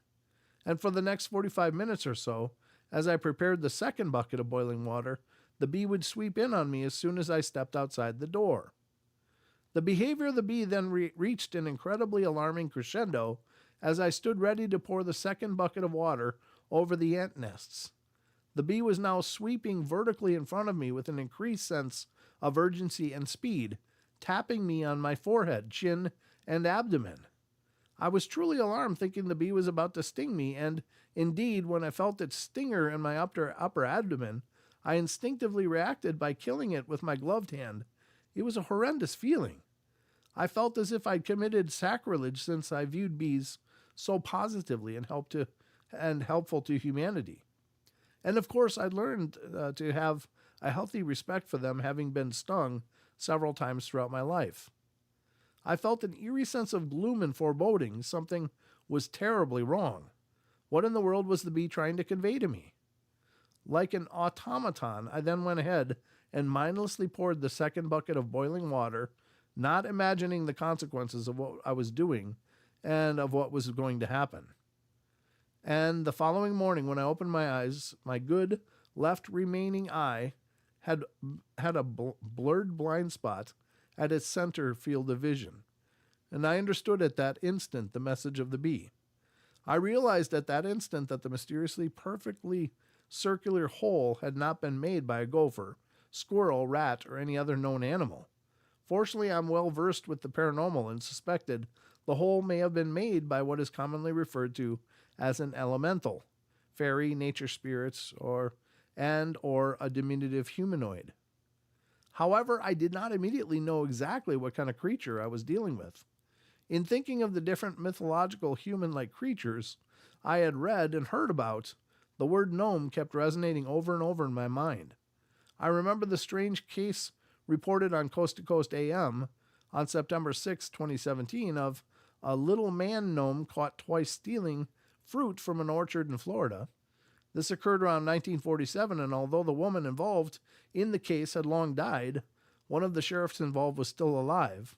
The little hairy bearded gnome was described as being no larger than a water bottle. Then I thought about the garden gnome statuette created by the German Philipp Greibel in the 1800s based on local myths. What was the basis of these myths? And finally, I remembered the mystic Rudolf Steiner describing gnomes as creatures that make tunnels inside of the earth. This described exactly what I found, a tunnel system that continues to be excavated even as I write this letter. 4 days after the event, on July 20th, 2017, without an appointment, I frantically rushed into the office of the optometrist and for an evaluation of my eyes.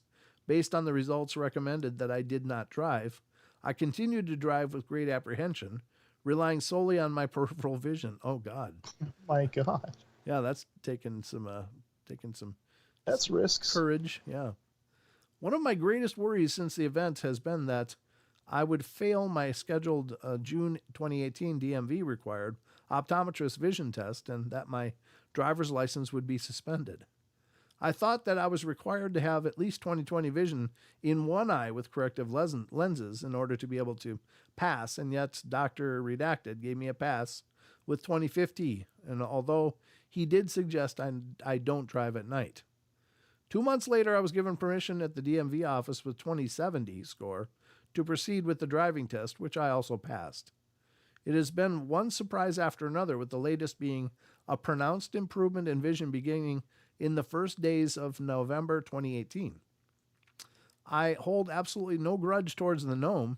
After all, it did try to warn me, and there was a time in the distant past when a human could have deciphered the message of the bee, but now, after thousands of years of social conditioning, it's highly unlikely that any modern socialized human could have deciphered the message of the bee.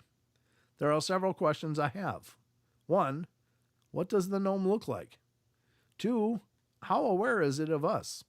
Since remote sensing as a universal trait of living things, I cannot imagine not knowing a lot about us.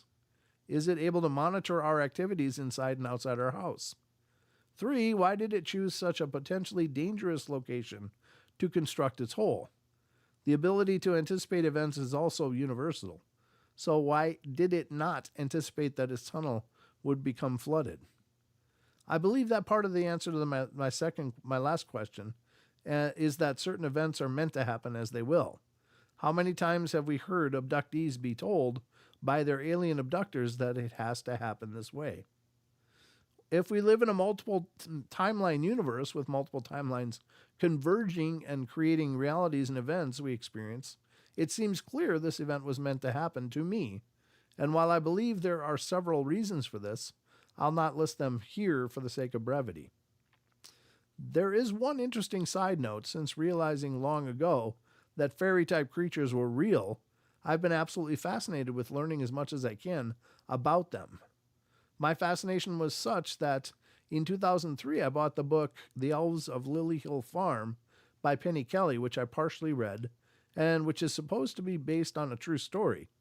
Note that I rarely buy books. There's a time when the stories such as mine would have been viewed with skepticism. However, with the discovery of Homo floresiensis, in 2003 in Indonesia, the idea of hominoids of very short stature has become more acceptable. But even without this discovery, just the widespread historical and modern belief in diminutive human-like creatures throughout the world is enough proof for me to consider their possible existence. Further proof is providing that by the photographs of Samantha Ritchie of planetsasquatch.wordpress.com. Perhaps for the first time ever, images of very diminutive humanoids, 3 or 4 inches tall, have been captured on film. I don't know this site at all. I should take a look at it. Yeah. Just to take a look. I'll put it over here and look in a minute. Let's keep that on, see if we can actually see something. Why not? Why not? I don't see a whole lot of pictures yet, but I'll look through that a little bit wherever it is. Okay, perhaps. I also need to mention a replay of Coast to Coast, September 13th, 2002 Art Bell interview with the witch, Evelyn Peglini, where Peglini stated that certain entities have the ability to harm us by taking advantage of pre-existing conditions. This is exactly what happened to me. This last point highlights how much we humans have learned about these creatures throughout thousands and thousands of years of interacting with them. It also highlights what a truly amazing living universe we live in. A universe that is more complex, more evolved, and more interdimensional than we can imagine. There is a belief among shamans that if you acknowledge nature, the nature will reciprocate and acknowledge you in one way or another. This acknowledgement of nature began in our household with the practice of leaving food and water out for wild animals. We did not always know what animals would be attracted, but living in a multidimensional reality, I suspected from the beginning that creatures from other dimensions might also be attracted. It's a lot of reading. Also, knowing that we live in a symbiotic relationship with nature, it occurred to me that attracting animals like birds, cats, coyotes, raccoons, possums, skunks, and even rats might also attract the interdimensional entities that had developed symbiotic relationships with them. I remember a woman who could perceive angels commenting that when large numbers of birds moved together, there were often an angel moving along with them. So when rabbits began to increasingly appear in our yard 2 years ago, I wondered if something analogous might also be happening. That is, could something be attaching themselves to rabbits? My suspicion was partly confirmed by the mysterious disappearance of the egg that I would have nightly inside the dirty swimming pool water, specifically for the raccoons, and I had learned to determine whether the egg had been consumed by a raccoon or a crow by the trail left on the murky water due to the animal's movements, and also by observing the composition of the broken eggshell. Around 2 years ago, I began to notice that the entire egg would disappear without any trace of any kind. This recent encounter with a gnome is now my second encounter with an elemental on this property, with the first encounter on November 25th, 2012, being so subtle that I suspect most people would not have realized they had encountered an elemental. My encounter with the gnome is the culmination of increasingly bizarre supernatural events that have occurred on this property now for the past 8 years, and I believe these events will continue since a path of least resistance has been established. Afterthoughts. I've not addressed the following points of interest in my desire to keep this article brief. The gnome's ability to make a perfectly circular hole without leaving a trace of dirt build up around it. This, I believe, is related to its interdimensionality and its access to unknown forms of technology. It's clear from the literature that it has potential access to technology. 2, why was I not blinded immediately after the incident? This shows that there may be an observer effect at play here. Various converging timelines could not converge and create a new reality until after I was asleep and no longer observing this reality. Concurrently, being asleep has also left me more vulnerable to its effects. Number 3, what other abilities do gnomes have besides the ability to conjure the assistance of bees and create effects remotely? It's clear from the literature that they have a vast range of supernatural powers. Lon says, first of all, I feel that AG sincerely believes that he was blinded by a gnome or other being. I've seen and read enough anecdotal evidences that suggest that these small beings do exist in some capacity, be it an indigenous or supernatural entity. That being stated, I have forwarded this account to other researchers who are more well versed in this phenomena for their assessment. That's interesting, huh? Yeah. Huh. Man, this guy really went in depth. Like, more of this that this was written by a professor kind of person. Yeah, Just yeah. very in depth. But if this story is indeed true, I do give him credit for really going down the rabbit hole of this experience in a way. Well, yeah. I mean, it's a healthy claim, and it would be easy for most people to just wipe it all away and say, well, it's just, you had a really freaked out bee. Maybe you're close to the nest, and it was like, hey, what are you doing? Um, Yeah. and how, if it didn't happen right away, are you sure that it was a gnome? Where do you get to the gnome? Because it was a hole. Well, a hole with no buildup. But then again, why not? I don't know. I don't pretend to know enough about these kind of things to say yes, that is or that isn't. I just believe that we live in a universe of possibilities. We really do. That if there's legend of something in this world, that legend was born of some reason. There's a reason those legends were created.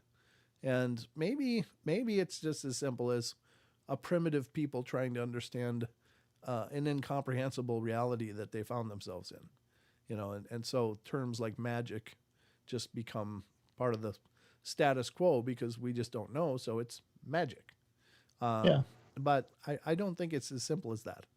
I think that, our ancestors were just, I don't want to say that they were so far ahead of us, but they were just tuned differently than we are because right now, if you look at the focuses of our ancient predecessors, they were creating life out of the world around them.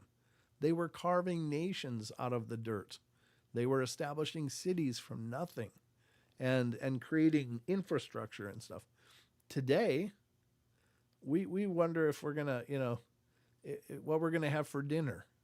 What are we gonna get at the store on the way home?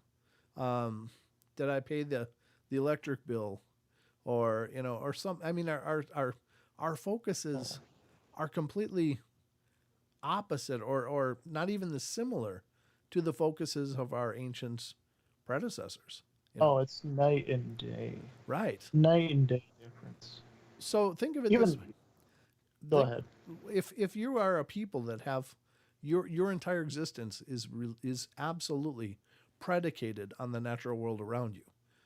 Are the crops doing okay? Are we going to get enough to make it through the winter? Are we going to have enough wood to burn?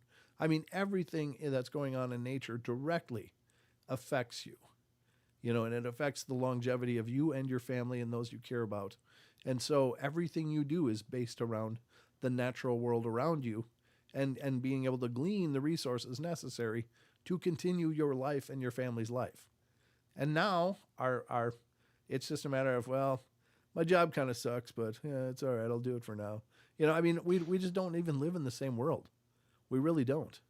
No, it's almost like when there. It sounds weird to say, but it's like when there's not enough struggle in people's lives, like they're like that's when you get like massive waves of depression and mental illness. I feel like I just it's almost like struggle is like necessary for us to be like mentally healthier or more steel, you know, Yeah, something like that. I don't know. yeah. SoCal Squatcher says, I used to believe in nothing except ghosts. Now I got to scroll up a second. And he says, it's been great process figuring out how many lies I was told as a child and a young adult. And I don't know that I would look at it as lies. I just think that a knee jerk reaction has always been, well, that's the stuff we didn't understand, but we have science now. And so people dismiss these old wisdoms, but they're still wisdoms. And I think it's maybe everything that you've had to rediscover is maybe a better way to look at it because I think that a parent telling the child, look, there's nothing under your bed, I know that it's detrimental to the child because the child is experiencing something absolutely traumatic, goes to the one safe place that they should always be able to go to, which is the parents, and says, look, I can't sleep. There's an old man standing in my closet. Well, it's just your imagination. Go back to bed. Dismiss. And you send them back to the very part of the house that's absolutely terrifying to them. And they don't have a safe place anymore. So that's so damaging, but they don't do it to damage their kid. They're just saying, oh, you're just not being practical. You just had a bad dream. They're doing it to assuage the fears of their children. So I think that's very much true for a lot of these old wisdoms. I don't think that they were like forcefully removed from our lives. We just got arrogance. Our hubris just told us we already understood this stuff. There's science and math and physics at work here that we didn't understand before, but now we understand it. And so we don't have to acknowledge things like spirits and elementals and multidimensional entities and things like that. But those things are still there. They're still a part of our world. And I think the interesting thing is that we're finding our way back to the ancient wisdoms, you know? Yeah, I mean, it could be even a phase of the world, you know. The world's always going through a cycle, and maybe energetically as well. And maybe things were closer to, I guess, energies and spirituality and whatnot. Maybe we're more distant now than we used to be. Right. Yeah, exactly. SoCal Squatcher says, the government lies to us every day about the critters of the forest, UFOs.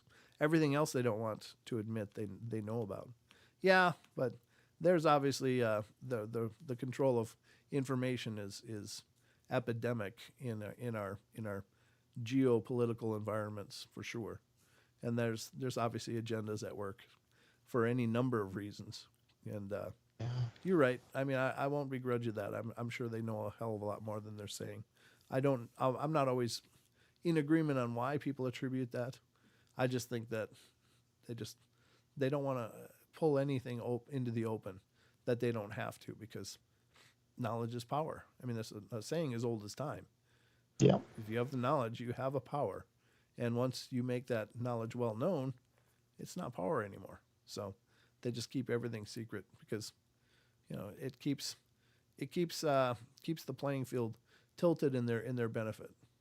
Mm-hmm. So, but yeah, very, very interesting stuff. I do love those stories like that. I think these stories are incredibly powerful, and I think they're incredibly easy for a lot of people to just dismiss, like, oh, whatever, come on, found a hole and suddenly it's absolutely. gnomes.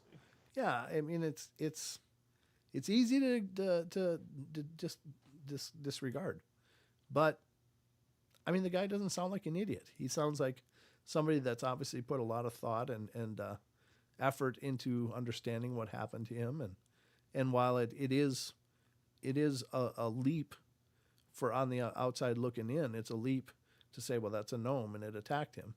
I mean, I can't know that, but if he believes it, then it could very well be. I don't pretend to know the nature of gnomes. I know that there's the red hats that Robin Moonshadow has talked to us about, the red caps. They don't like us at all. Apparently they don't like us at all. And there's others that are more benevolent and kind and stuff. There's apparently house gnomes. There's red caps. There's, God, what are the? There's leprechauns, clericons. There's, all these different things that we've heard through, generations of folklore and legend. But maybe they're all out there to some degree. We just don't know their nature anymore. Yeah. Look in those old true. books. Look in those old books. I think that's the old books probably still have a lot of knowledge in them of those ancient wisdoms. It's still out there. You just got to find the old books. That's the hard part. Yeah. I just say, Rachel, go find it for us. Rachel loves books. She's good. Yeah, where is it, Rachel? Post it in the Discord. Yep. Let's go. Actually, I've been trying to reach out to a guy in Utah who studies little people reports and gnomes and stuff like that in Utah area. And I read his article on the show, and it's really good. I just got to figure out how to get a hold of this person. I've looked and looked, and he's not easy to find, at least for me. But I'm not necessarily a grand researcher. Rachel says, "I'll look." Thank you, Rachel. That's how it's done. That's how it's done right there, ladies and gentlemen. There we go. You guys in the chat, you guys are always on the ball. I am always amazed. And yeah, I mean, that's a great story. I don't think we got enough time to rip into another one tonight. So we'll stop there. But I hope you guys like that. Again, I know it's not a subject we cover a lot, but the reason we don't cover it a lot is I haven't really found a bunch of these stories to cover. Yeah, They're not out a lot there. of information on it. Not a lot. No. Everybody's really anxious, and I think it's probably the course of information. Like, people are finally okay talking about Bigfoot, more so than ever before. Yeah. But you go back, 15 years, and you'd be hard pressed to find nearly the interest in Bigfoot that you do now. Dogman's coming along the same path. Like, people are okay talking about Dogman now, and so you see a lot of Dogman stuff, but mostly Bigfoot.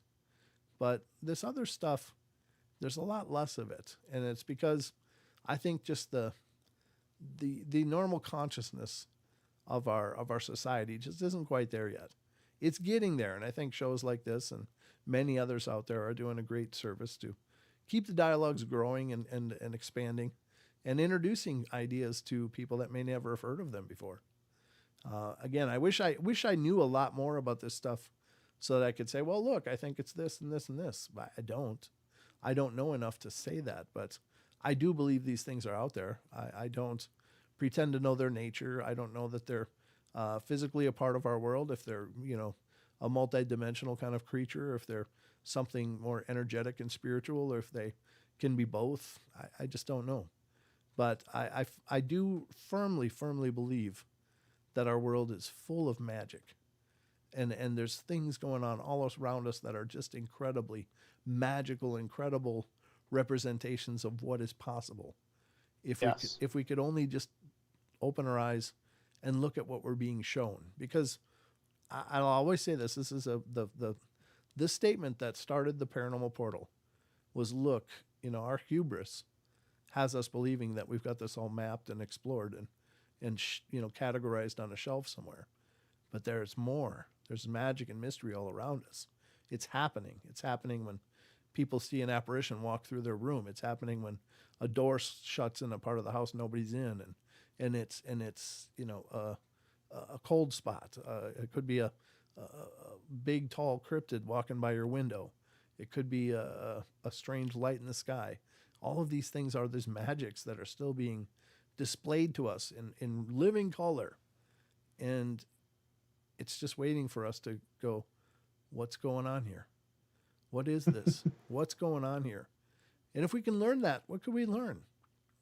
Maybe we could learn to travel right to the stars. Maybe we could learn to, do incredible feats of work with very little energetic input, because we would know some physics and dynamics and technologies that we don't currently. It could reinvent our entire societies on a global scale if everybody had free energy and access to different forms of energy that could be utilized safely. I mean, there's just so much possibility. So. Oh yeah. I mean, the conversation starts. That's the thing. Like, people sometimes don't even want to entertain these conversations. It's just, that's crazy. It's like, why is it crazy though? Right. Like, panda bears were cryptids at one point. Pandas were something that's widely accepted now. Yeah. Well, think of the idea of, like, going back to the 1700s, maybe earlier. Maybe let's say the 1600s, saying to people, look, someday you're going to go in your house. There are going to be these little jars hanging all over the place, and you're going to push a button, and there's going to be light popped out of that jar. And then when you're done, you just push the button, and that light goes out in that jar. It's going to be crazy. That person would be stripped and pulled, and a bonfire built around their feet. Blasphemous. Be blasphemy. Yep. That person would be, if you went to the 1800s and said, thank you, Maggie. Thank you, Maggie. Woo! If you went to the 1800s and you said, look, in just a century, 100 years, people are going to be up on the moon. They're walking around. Oh, build the fire. Got to get some kindling. We have another witch, guys. Time to light up another idiot. They're coming out of the woodwork. If you told people in the early 1800s, look, not everybody's going to have horses. They're going to get around with these machines. Build a fire. Let's get the kindling. More idiots popping out everywhere. But these people are the visionaries because they open their minds to possibilities, Cougar. Rawr. What? The ghost box said cougar. Oh, okay. I think just okay. I was like, I'm not what are you just. talking That wasn't like Tourette's. I don't know. Okay. It was the ghost box said cougar. I see it now. Okay. Fair enough. Says cougar. The point is that this stuff is being shown to us, I think, for a reason. And yeah, it appears frightening. It appears terrifying. But I think 90% of that is us getting over ourselves and realizing that we are a part of this process and it's being shown to us to teach us something. And that, I think, is the clue and the takeaway of the value and the importance of this stuff. Because a lot of people just like, oh, let's go talk ghost stories. Why not? It's entertaining. Yeah, but what is being demonstrated? Something amazing is going on. So that's if I only push one idea through the course of doing these shows, it's pay attention. You're being shown something incredible. And if we can figure out this stuff, we will reinvent the world as we know it. Amen to that. That's all I got. That's all I got, folks. But But it's all we got apparently. Oh my God. it is. It's time, isn't it? But Time. Sheldon, anything in closing, my boy? Absolutely, guys. Go ahead and check out paranormalportal.net. Censorship and regulation is becoming an ever-growing problem in today's Hold on. modern media. Let me From the mainstream to let me YouTube and get that off Google, of here. the information you're looking for is buried by official narratives. All right, go ahead. Paranormalportal.net, the new home base for the Paranormal Portal and the podcast and all the upcoming episodes coming out. Stay up to date on there and get your own interview. And please, please join the Discord. Join the Discord. It's where all the cool people are at.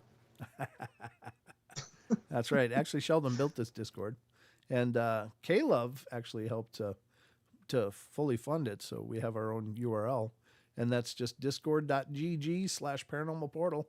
If you want to join, we'd love to have you over there. So, yeah, that's all we got. I'll be back tomorrow night for the Saturday show, but just remember, we love you all. Be good, be kind, be nice. Take care of each other, help each other out. Find the magic in every day, and remember to laugh as much as you can. And I'll be back tomorrow night, 7 p.m. Pacific Standard Time, right here on YouTube and Twitch, and stream and listen live on TFR if that's where you're doing it. But good night, everybody. That's all we got. Good night. Good night. And roll the credits. Whoa.